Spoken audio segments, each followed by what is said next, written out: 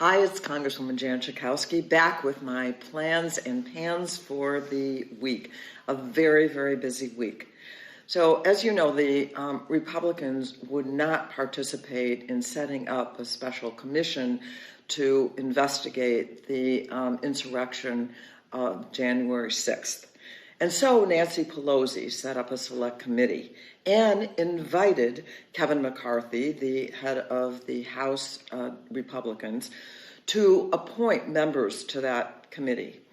Well, Nancy Pelosi, I think, wisely rejected two of those members that he appointed because they were not serious. And in fact, these are people, it was Jim Jordan and Jim Banks, who neither of whom voted to certify the election of the President of the United States, Joe Biden, and Jim Jordan, who has said that this is really about the third impeachment that this investigation that Nancy Pelosi has put together.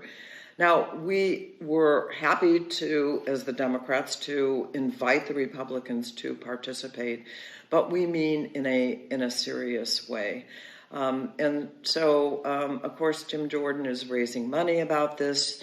Donald Trump is talking with great admiration for the courage of Jim Jordan. So once again, but I'll tell you, once again, we're seeing that it's being stagnated by the far right and by Donald Trump. But we're going to move ahead because it is important that we understand actually everything that really happened and the sequence of things and who was involved on January 6th. So we're going to move ahead. I had an amazing weekend. I was invited by Nancy Pelosi, along with a total of about 30 members of Congress, to go to San Diego to witness the christening of the John Lewis naval vessel. It's not a destroyer, as you can imagine. John Lewis was a man of peace. This is something that will supply fuel to ships that are part of our fleet. And it was really wonderful. We got a tour of the John Lewis. I went up to the bridge and was able to fake guide the ship, which is not quite finished yet. And just to remind ourselves on the 1-year anniversary of John Lewis's death, just what a wonderful leader he was. I miss him every day, and I miss his voice at a time when we really need to talk about defending our democracy and our voting rights. So the infrastructure bipartisan bill has been snagged, at least for now. Chuck Schumer called for a vote to get this infrastructure bill passed and to get it underway. And the Republicans defeated the vote to allow even the debate. But they have said that we will come back next week to do just that. Peter DeFazio, who is the sponsor and the chairman of the Infrastructure Committee, was very disappointed in some of the changes that the Republicans want, and I am as well. Big cuts in transit, that is mass transit systems, and we want those. Good for the environment, good for people to be able to get from here to there without driving. And there was a major cut in transit, and also a huge suggested cut, we'll see what happens, by the Republicans for electric vehicles. And $40 billion had been directed toward that, and they are suggesting it be cut to $2 billion. I had a whole package of auto safety bills that we wanted in the infrastructure bill that we passed in the House. Things like making sure that we have technology that would prevent children from dying in hot cars And we have seen hundreds and hundreds of children over the years that has happened to. These are responsible parents who had a mental lapse and forgot that there were children sleeping or a baby sleeping in the back seat.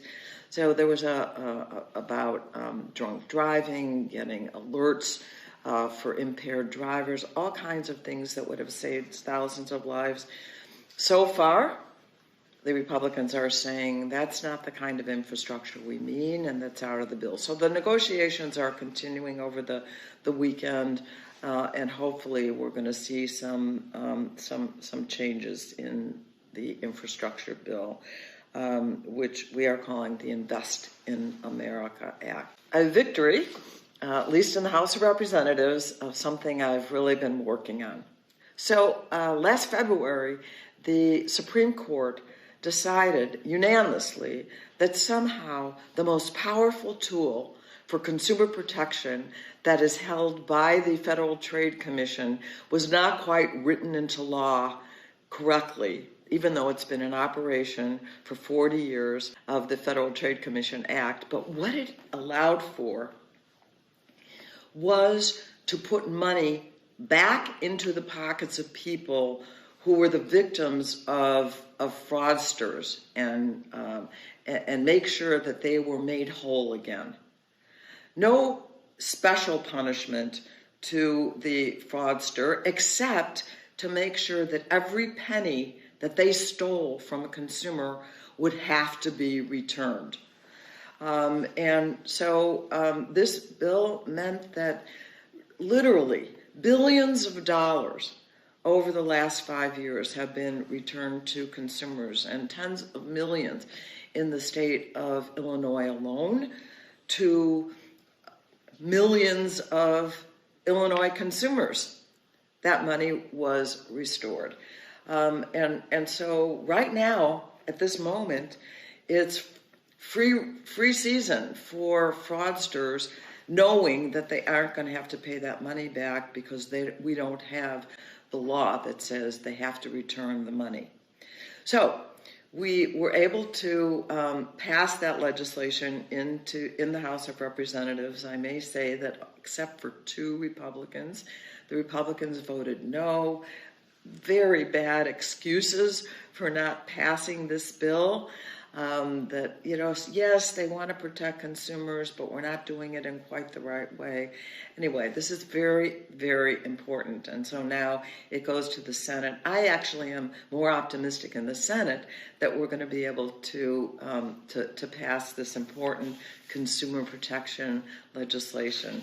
So if you get defrauded, you can go to the Federal Trade Commission. They go to court and order and try and get an order that money is put back into your pocket. I also wrote a letter along with Ilhan Omar and other members of Congress to the Secretary of State, Tony Blinken, saying that we should have a special envoy to end and to address Islamophobia, to combat Islamophobia. Now understand, we have other special envoys, one already that we've had for many years on anti-Semitism, to combat anti-Semitism, although we don't have the person that is the envoy yet. And we are pushing to make sure that appointment is made soon.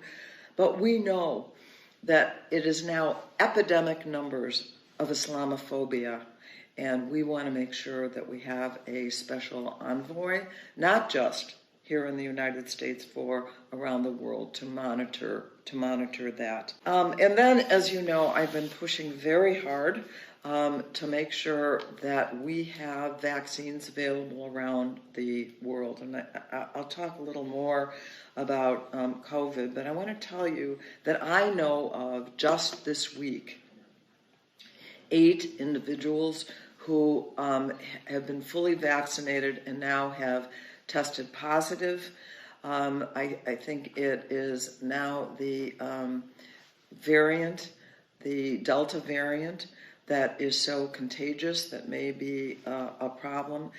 I am seeing far more people wearing masks indoors, something that you may want to consider. But what we need to do is crush this virus worldwide, because we will likely see more variants coming from places around the world where they haven't even gotten one vaccine.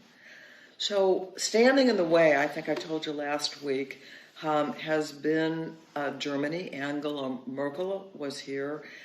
It was not really discussed at the meeting with the president, but a small group of members of Congress are going to meet with the ambassador today, the ambassador to the United States from Germany, to talk about why Germany is standing in the way of making sure that countries around the world can produce vaccines that will address their population, be able to transmit it to all of these other poor and developing countries, to make sure that we can crush the virus. This week I went to a rally supporting the Green New Deal, and which I was one of the original sponsors of, and went to dinner last night with the Secretary of Energy, Jennifer Granholm, the former governor of Michigan. And we talked about, went around the table. There were a number of women from the Energy and Commerce Commission meeting with her. We deal, of course, with energy and commerce, healthcare, and all kinds of things. But anyway, we went around the room, and she wanted to know what our priorities were. And I said, I've been in Congress for 22 years, and my staff has been frustrated the whole time, because when you say, what are you interested in, the answer is everything. And I'm involved in so many things. But what I said last night was, not all of those things are existential issues, where really life on this planet is at risk. But when it comes to climate change, this is existential. And so this is really, I think, the issue that we have got to get a grip on. One of the reasons it's so disappointing that electric vehicles, the Republicans want to take funding for development and promotion out of the infrastructure bill, or most of it out. And so I was happy to talk about our planet at risk. When you have Siberia on fire, it's here. When you look at 1 million acres on fire in the United States, climate change is a crisis right now. We're in a climate crisis. And of course, we have tornadoes in the Midwest. It's here. And so I was happy to talk to a rally of people who are anxious to do something absolutely right now. So back to COVID, which I've been ending with almost every week now. Many states are seeing a spike. Missouri, right next to us, and I think I said last week that the mayor is not welcoming people from Missouri. One health official in Ohio said that it is when, not if, that unvaccinated people will get COVID. And who's dying of COVID right now? Unvaccinated people. 98%, I think in some places 99% of the people who die are people who are unvaccinated. And we are just hearing horror stories about emergency rooms that are full up, don't have any more space. Emergency rooms and hospital beds that were vacant for a while because it looked like we were doing better, and now we're not. So I think that in Illinois, We saw 958 new cases yesterday. Do you remember that it was not long ago that I reported no deaths, but on Monday we saw that there were 21 deaths. Get vaccinated if you are not. So take care, be well, and I'll see you next week. Thank you for watching my video. Make sure you subscribe to my YouTube channel and follow me on Instagram, Twitter, and Facebook, where my handle is @Jan Schakowsky.